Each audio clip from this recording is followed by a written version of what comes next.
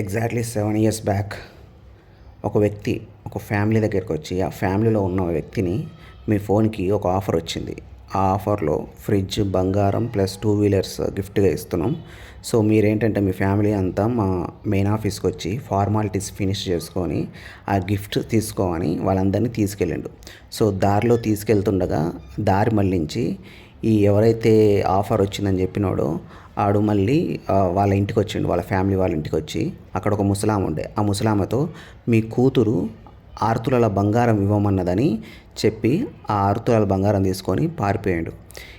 ఈ విషయం తెలిసిన వాళ్ళ కుటుంబ సభ్యులు అరే మనం మోసపోయామే అని బాధపడి అప్పుడు అక్కడున్న పోలీస్ స్టేషన్లో కంప్లైంట్ ఇచ్చారు. సో ఇది ఎక్కడంటే బాసిల్లాల్ పేట్, సికింద్రాబాద్ దగ్గరలో ఉన్న జరిగిన ఇదొక సంఘటన.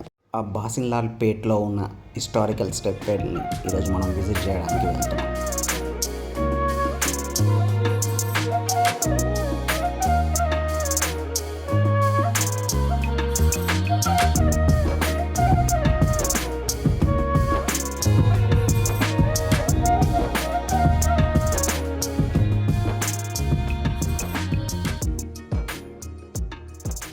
ఈ బావి 18th సెంచరీ ఆ టైంలో కట్టారు.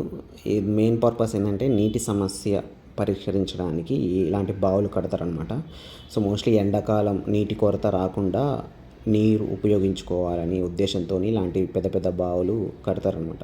సో కాలక్రమేణా సిటీ డెవలప్ అవ్వడం, ఇలాంటి బావులు నిర్లక్ష్యం చేయడం, మురికి కుంటలాగా తయారవడం జరిగింది. But later government recognised and దానికోసం చర్యలు తీసుకొని అలా ఉన్న బావిని ఇలా తయారు చేసింది.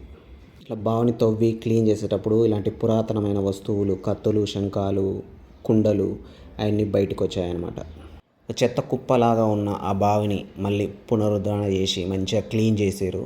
సో ఆ క్రెడిట్ గోస్ టు ఎవరైతే దాంట్లో పార్టిసిపేట్ చేసారో and hats off to them for they such a good work. Entry timings వచ్చేసి 10 to 1 PM and 4 to 8 PM. కాకపోతే కాస్టే ఎక్కువ ఉంది టికెట్, మరీ 50 పెట్టారు, కొంచెం తగ్గిస్తే బాగుంటుంది.